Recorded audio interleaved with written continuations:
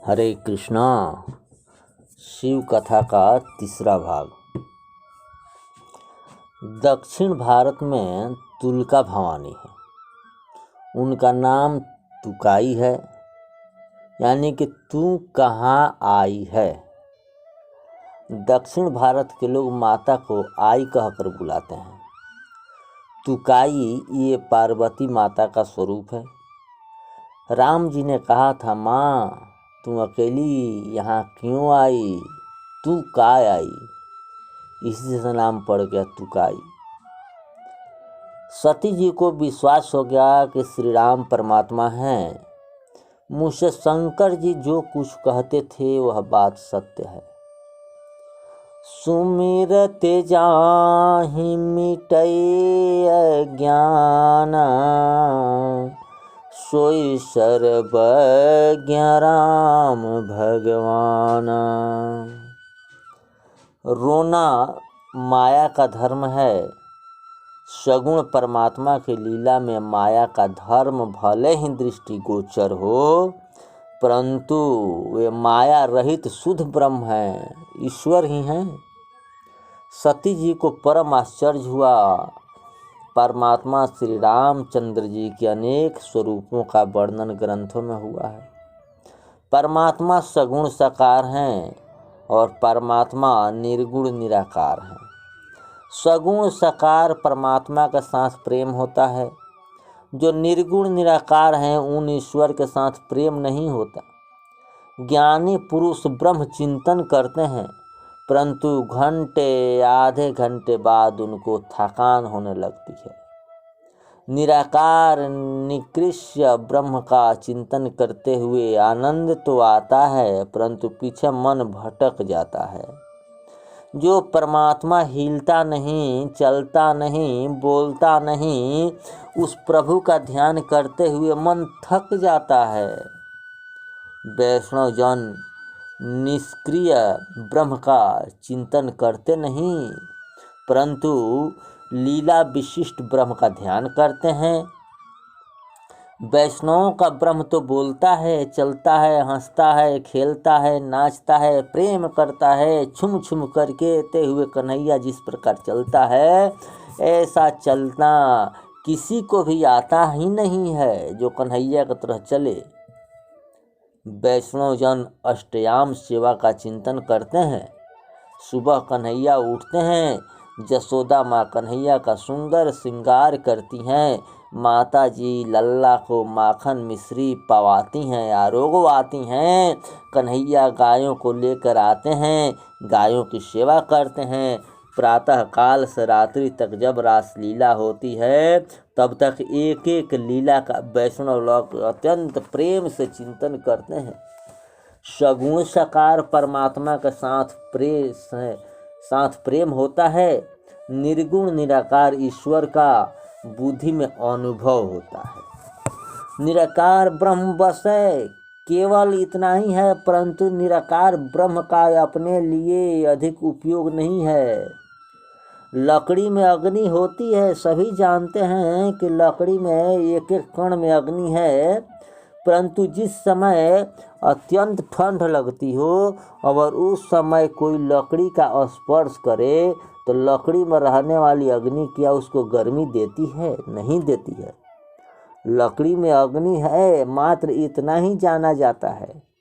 लकड़ी के अणु परमाणु में अग्नि है। दूध के एक एक कण में माखन है, परंतु वह निराकार रूप में है। निराकार ईश्वर सर्वव्यापक है, परंतु किसी को दिखाई नहीं देता, बुद्धि से ही उसका अनुभव होता है। सगुण के साथ प्रेम करो और निर्गुण निराकार ईश्वर सब में विराजमान है, ऐसा सर्वकाल में अनुभव करो। परमात्मा सभी में है, ऐसा हर समय जो समझता है उसको पाप करने की जगह नहीं मिलती, उस पाप नहीं हो सकता उससे। जो लोग ऐसा मानते हैं कि भगवान वैकुंठ में और मंदिर में ही बैठे हैं, उनके हाथों से ही पाप होता है। तुम जहाँ हो वहीं ईश्वर हैं, जगत में ऐसा कोई स्थान नहीं जहाँ भगवान न विराजते हों। परमात्मा सर्वव्यापक हैं, जो ऐसा समझेगा उससे पाप होकर नहीं करेगा। राजा राजमहल में रहता है, परंतु राजा की सत्ता उसके राज्य में सभी जगह होती है। राज्य के अणु परमाणु में भी व्याप्त रहती है। सत्ता का कोई आकार नहीं होता, कोई रंग नहीं होता। सत्ता काली, सफ़ेद या पीली नहीं होती है। राजा भले ही राजमहल में रहे, परंतु सत्ता रूप में राजा सब में होता है, सब जगह होता है जहाँ तक उसका राज्य होता है। राजा में सत्ता न रहे तो उसका राज का अस्तित्व ही नहीं रहेगा। कल्पना करो कि एक अतिशय श्रीमंत की मोटर सड़क पर जा रही है और श्रीमंत बहुत ही महत्व का काम है, इसलिए मोटर बहुत वेग से चली जा रही है। फिर भी मार्ग पर वाहन के नियमों का पालन करने के लिए खड़ा हुआ सिपाही यदि हाथ ऊंचा करे तो श्रीमंत को भी मोटर गाड़ी रोकनी पड़ती है। यह सामान्य सिपाही के लिए नहीं है, राज्य सत्ता के लिए है, उस शासन प्रशासन के लिए है। श्रीमान के मन में कदाचित घमंड होवे कि ऐसे अनेक सिपाहियों का तो मैं घर में नौकर रख सकता हूँ। बात तो यह सत्य है, परंतु उस राज सिपाही में राज सत्ता है। सत्ता का कोई रंग नहीं, सत्ता का कोई आकार नहीं, परंतु सत्ता है, यह बात सत्य है। निर्गुण निराकार ईश्वर सभी के अंदर सर्वकाल से विराजमान है। निर्गुण और सगुण भगवान के इन दो स्वरूपों का वर्णन ग्रंथों में आता है। वेदों में अनेक स्थान पर ऐसा वर्णन आता है कि ईश्वर का कोई आकार नहीं, ईश्वर निराकार है, तेजोमय है, ईश्वर का आकार नहीं। इसका अर्थ यह नहीं कि ईश्वर का कोई एक आकार नहीं। अरे शंख चक्र गदा पद्म हाथ में है, उसी को ईश्वर कहते हैं क्या? हाथ में त्रिशूल धारण करने वाला ईश्वर नहीं है क्या? धनुष बाण हाथ में हो वह ईश्वर नहीं है क्या? ईश्वर का कोई एक स्वरूप निश्चित नहीं किया गया है कि अमुक स्वरूप में जो दिखाई देता है वही ईश्वर कहलाएगा। जगत में जितने रूप दिखाई देते हैं वे तत्व से परमात्मा के ही स्वरूप हैं। अनेक रूप रूपाय विष्णुवे प्रभ विष्णुवे। आकार भले ही भिन्न दिखाई दे, परंतु उन सब आकारों में ईश्वर तत्व एक ही है। माला में फूल अनेक हैं, अनेक प्रकार के हैं, परंतु धागा एक ही है। गीता जी में भगवान ने आज्ञा दी है, मयि सर्वमिदं प्रोक्तम सूत्रे मणिगणा इव। आकार भिन्न भिन्न हैं, परंतु सब में रहने वाला ईश्वर तत्व एक ही है। गाय काली हो, घौरी हो अथवा लाल हो, उसका दूध सफ़ेद ही होता है। रूप रंग अथवा आकार का महत्व नहीं है, आकार में रहने वाले परमात्मा तत्व का महत्व है। नरसिंह मेहता ने कहा है, अखिल ब्रह्मांड में एक तू श्री हरे, जूजवे रूपे अनंत मासे।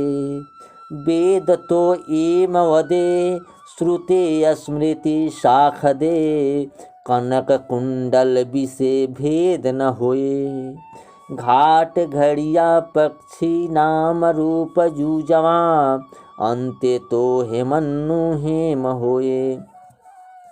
स्वर्ण के आभूषण अनेक होते हैं, अनेक प्रकार के आकार के होते हैं, परंतु इन सब आभूषणों में स्वर्ण एक ही होता है।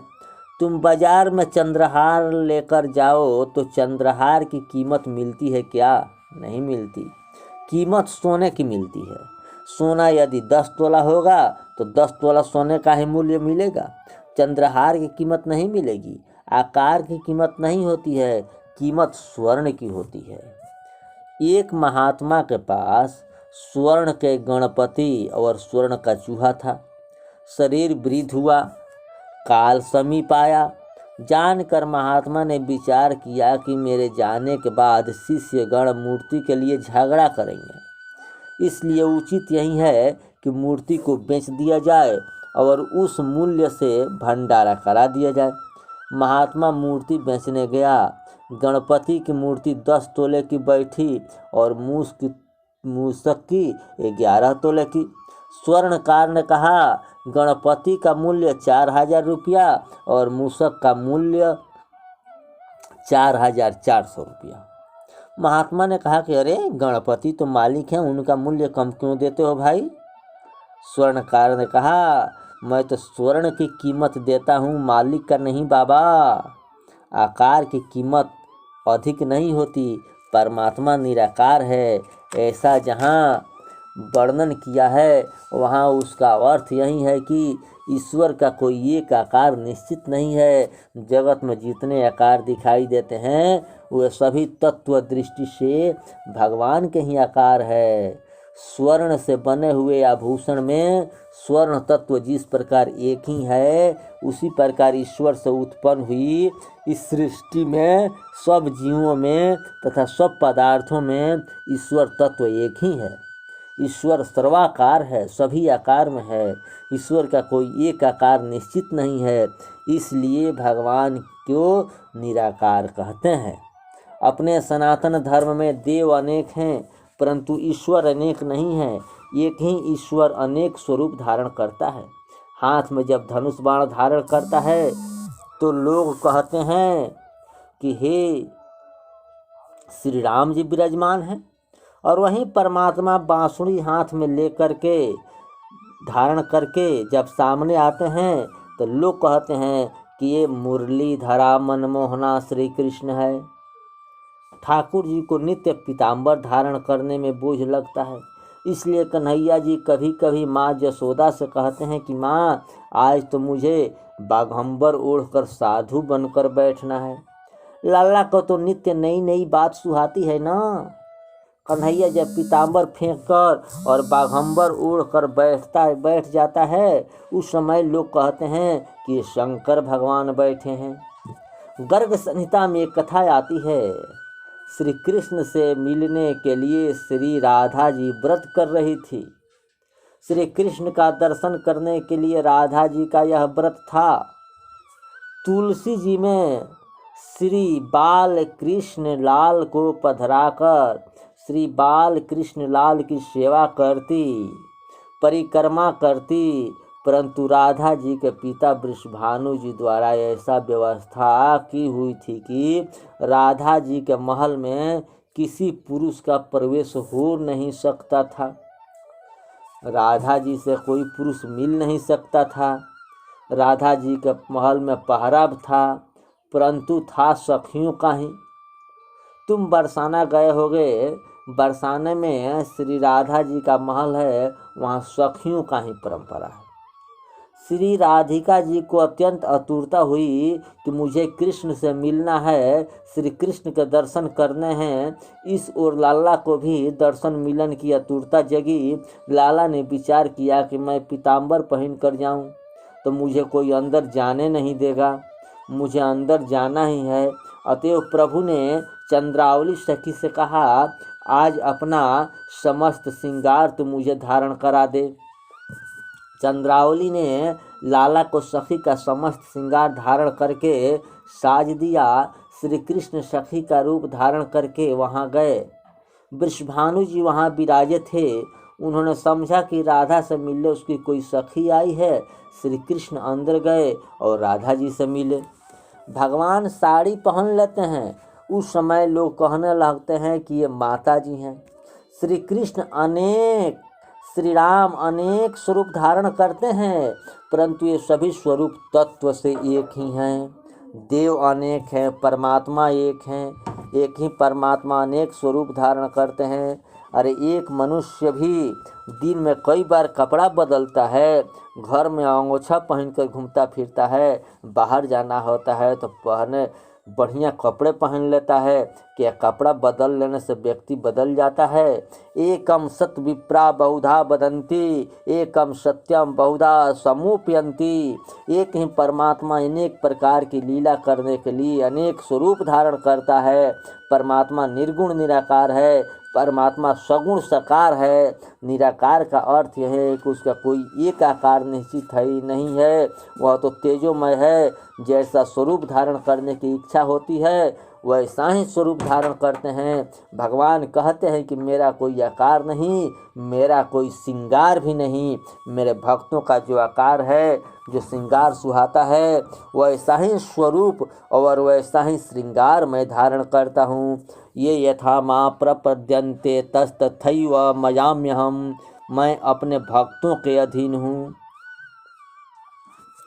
तत्व दृष्टि से विचार किया जाए तो सगुण और निर्गुण एक ही हैं। जिस प्रकार राजा और राजा की सत्ता ये दोनों एक ही हैं, सत्ता न रहे तो फिर वो राजा किसका। परंतु जब निराकार सत्ता कोई कार्य करती है तो साकार स्वरूप धारण कर ही सकती है। आँख में जो दिखने की शक्ति है वह निराकार है, आँख साकार है। जब निराकार और साकार एक बनते हैं तभी तो कोई क्रिया हो पाती है।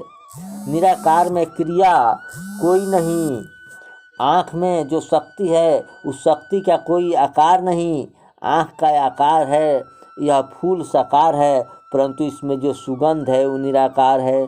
निराकार और साकार दोनों के मिलने पर क्रिया होती है।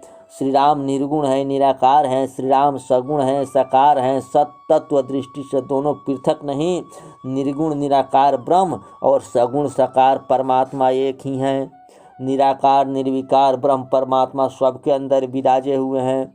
वे प्रकाशमय हैं, वे स्वरूप को छिपाते हैं, वे आँखों द्वारा दिखाई पड़ते नहीं, केवल बुद्धि ग्राह्य हैं। निराकार ब्रह्म सर्वव्यापक हैं, किसी का आकर्षण करते नहीं, निग्रह अथवा अनुग्रह भी करते नहीं, मारते भी नहीं और तारते भी नहीं। मारना तथा तारना यह लीला तो श्री राम करते हैं, श्री कृष्ण करते हैं।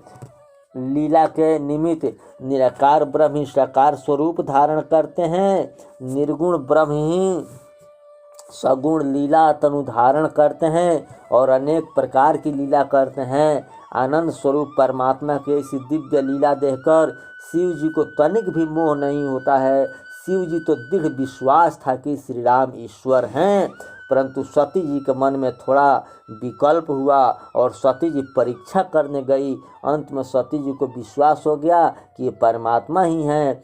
उन्हें अपनी भूल समझ में आ गया। अब इसका अगला कथा जानने के लिए कथा भाग नंबर 4 देखें।